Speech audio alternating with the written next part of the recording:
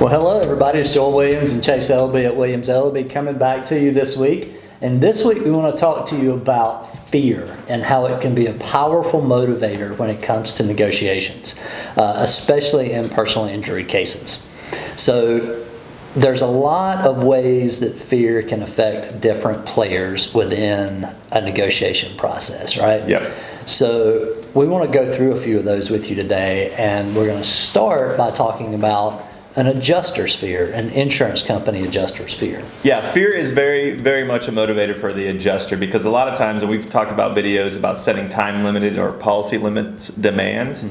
And when we send those demands, it's basically us telling the insurance adjuster, hey, your limits are so low and these damages are so high that if you don't pay the policy limits within a specific amount of time, you could be on the hook for bad faith damages or an excess verdict if you just don't pay. And so that's a very, very strong motivator for an insurance adjuster if they have a case that even say it might be borderline, well, I'm probably going to get popped for a little bit above the limits. It might not be a lot. That little fear that it could be a lot or it could be way over is going to motivate them to settle the case. Yeah, so that's the first thing. Yeah, kind of the fear of making the wrong decision, right? To be clear, most of the time, insurance companies are going to give their adjusters a certain amount of authority that they can offer, right? Mm-hmm. Some adjusters will ultimately put that entire authority on the table. Some don't. And if you don't, and your client gets sued and gets popped for a verdict well in excess of their coverage limits, that adjuster's probably going to be in some hot water. Yeah. So that fear of making the wrong decision can be a powerful motivator for the insurance company adjuster. Yeah, and it's our job to highlight that potential for fear for them when they're reviewing the demand. So. Yeah, and why they should put the max amount of authority they can on the case. Exactly. There's also fear that comes into play with attorneys. Oh yeah, for sure. Plaintiff's attorneys and defense attorneys. So what are a few fears for plaintiff's attorneys, Chase?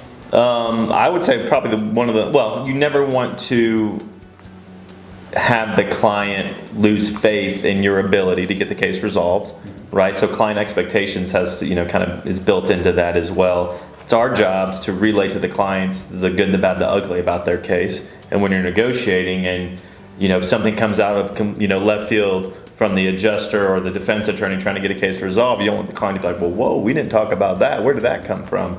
So that's one fear. Another thing I think of from the plaintiff attorney perspective is you don't want to leave money on the table when you're negotiating, right? It's always in everyone's best interest to get cases resolved early before, you're spending a lot of time, money, and effort in getting things resolved.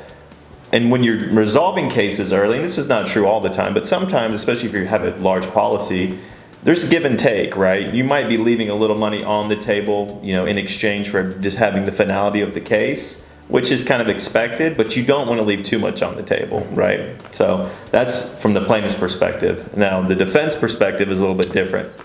Let me add one to it. Okay. Just from the plaintiff's lawyer's perspective, and this is kind of the defense lawyer's perspective too, so This one sort of bleeds over. Reputation. Right. So plaintiff's lawyers selfishly want to have a reputation for getting large recoveries because it builds confidence in potential clients that this lawyer knows what he's doing. Defense lawyers, on the other hand, don't want to get popped for big verdicts because when it happens over and over and over again, they're likely to lose clientele from the insurance companies because they go, oh, well, that's Chase. He got hit for $50 million 3 different times. We're not hiring him. Right. Yeah, and from kind of bleeding into that, talking about the defense lawyer perspective is that's exactly right. Defense lawyers they have fear of undervaluing the case, right? Because defense lawyers, I'm a recovering defense lawyer, we'd have to write reports to our clients to let them know what we thought the value of the case was worth. Well, if we stick to our guns and think that's what the value of the case is worth, and then we go and try the case and come to find out it's, a jury thought it was 10 times more than that, and that's bad. You're losing that client. You don't want to lose that client, so you have the fear of, potentially messing that up in a big way. So that's always something to consider. I think another thing that both plaintiffs and defense lawyers have to consider is if we have a case where the law is sort of uncertain, or if there's a statute that's been passed by the legislature and signed by the governor, but it's being challenged, and then you have a case that deals with that specific issue, like the fear of, well, okay, what's the Court of Appeals or what's the Supreme Court going to say that this statute really means? Right. And then related to that is creating bad law. In other words, you appeal an issue in your case that matters for a ton of other people, then the fear of losing that and creating bad law for something you're going to encounter over and over again can be a powerful motivator in negotiations to just, from the defense or the plaintiff's perspective, to take a little less or pay a little more so that you don't create that bad law or don't give the appellate courts an opportunity to issue an opinion that creates bad law. Right, exactly. Yeah. All right, so what about from the plaintiff's or the claimant's perspective? What are some motivating factors related to fear that can? Yeah, being left with nothing, right? That's always a big fear. And you might think you have the easiest, most slam dunk case ever, in mankind. But you could always lose, right? You never know what 12 jurors are going to say about your case and if you should be awarded anything. Yeah. I mean, I've heard horror stories of clear liability car wreck cases, meaning the defendant admits to hitting the person and jury's awarding $0. Mm-hmm. So that fear is always there, right? And so the fear of losing sort of segues into the fear of, okay, well, if I lose, how am I going to pay my bills? Mm-hmm. How am I going to pay my attorney's fees? How am I going to pay my expenses? So that kind of compounds the thing. So that's the number one fear, is the fear of losing. Yeah. I think another fear that we hear a lot from our clients is, what if I need treatment after my case settles? Yep. Like, how am I going to pay for that? So that's almost not a fear that causes somebody to settle for less, but it's a fear that would cause somebody to demand more than the case otherwise could settle for, because maybe somebody has a type of injury where there's a chance that they're going to need additional surgeries in the future, or lots of times we see this with medical implants, and when a device is implanted in somebody during surgery, well, it's got a shelf life. So 10 years from then, they may have to have that device replaced, right? So if that's not accounted for in settlement negotiations, then the plaintiff can certainly experience some trepidation or anxiety about, well, how am I going to pay for this in 10 years? Right. I think another one, and this goes to the lawyers as well, so the plaintiff, this goes to everybody, is the jury going to like me? Yeah, and right. Well, the fear of trial in general. Yeah. You know what I mean? The fear of giving a deposition, speaking to a stranger who's, grilling you on questions. Is a jury going to like you? You got to show up in court. You got to sit on the witness stand. How are you going to field those questions, from the plaintiff, the plaintiff's counsel or the defense counsel? And is the jury going to like me? Because at the end of the day, the jury's going to be one deciding what your case is worth. And if you have a fear of public speaking, a fear of, of the attention on you, that can certainly be powerful, powerful tool, I guess, in negotiation. But like you said, it goes both ways. So, if the defense attorney catches wind that the plaintiff does not want to go to trial, does not want to file suit. Oh, yeah. It's bad news. Hey, $10, that's all you're going to get. Yeah. And then you got to tell our client, hey, $10, like, sweet, I'll take it. But the same is true for the defense, right? And you can kind of pick up on when they don't want to go to trial, or if you're deposing the defendant, he's squirming or she's squirming all over the place because they do not like being in front of people. Yeah. So it's definitely a huge motivator when it comes to negotiations. Yeah, I mean, that's what I was going to say, because even though that doesn't have has nothing to do with like why you were hurt, or it has nothing to do with whether that incident caused your injuries or how much your damages are. It has everything to do with your willingness to go the distance and go to trial. So it's just one of those factors that's in the back of your mind when you're deciding whether to take this number or continue to press forward for more. Yeah. From a defendant's perspective, there's some other real fears too. And I think the number one fear I would have if I'm a defendant is, what happens if I go to trial and the verdict is for more than the insurance coverage that I have? Yeah, absolutely. Because that's, at the end of the day, if it's more than what the insurance coverage has, unless you have some sort of bad faith argument, then it's coming from you, or it's coming from your assets, or it's coming from your company.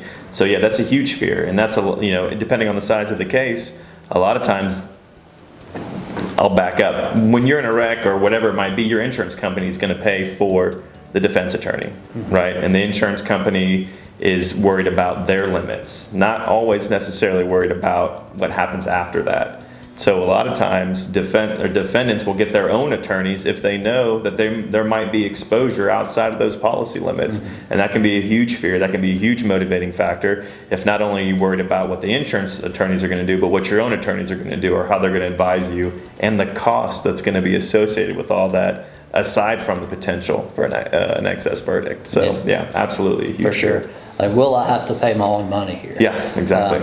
Another thing that I think comes into play in really bad cases, like for example, a DUI, or for example, I would just take the DUI for that person individually, as well as what if they're working for somebody else, like we talked about last week, employer liability.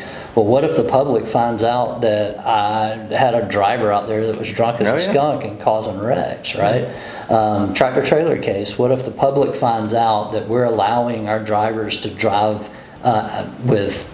when they've exceeded their hours of service that they're allowed to drive under? Yeah, bad PR. You don't want bad PR for your company. You don't want a bad reputation if you're an individual. So yeah, certainly if you're certainly a motivator, certainly incentivizes people not to want to go to trial or open court, to air laundry, so to speak. So. Yeah, because everything that's filed in a law, well, 99% of the things that are filed in a lawsuit are public record anyway, but it's a whole nother ballgame when you're trying the case and you're having to testify when anybody can walk in that courtroom. CNN could walk in and sit there and write up a national news story over it. Doesn't happen a lot, but it could happen, But just that fear all comes into play when you're negotiating. Like we talk to our clients all the time about risk tolerance, right?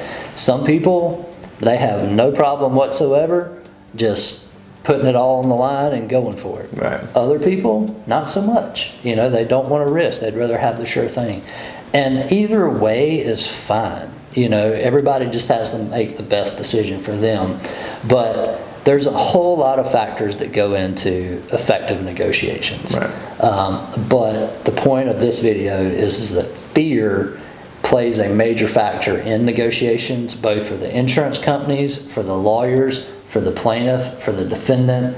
And, there are other aspects of the claim process where fear comes into play. Like, judges won't tell you this, but they have to make tough evidentiary decisions and legal rulings in the case. No judge wants to get reversed by an appellate court. They have fear of whether they're going to get it right. So it all plays into it, but just keep that in mind, that if you're in the middle of negotiations and you're afraid of something, you're not alone, because your opponent is probably experiencing fear about something. Hell, your lawyer is probably experiencing fear about something. The insurance company that's making the decisions about how much to pay is experiencing fear and anxiety about something. So it's there, it invades every aspect of the negotiation process, and usually whoever has the least amount of fear and the biggest risk tolerance is going to have the better bargaining power in the case. Yeah, it's like a game of chicken, right? You're just going as fast as you can, and the last person to swerve out of the way is probably going to be the most successful. That's right. That's right. Well, I think that about wraps it up. You can call Chase for playing chicken advice or timeout advice for your kids. Got it. Plenty of that. If you have negotiating advice, call me. But we hope this video has been helpful to you, or at least entertaining in some respect. If so, give us a thumbs up, subscribe to our channel. Otherwise, we will see you next week.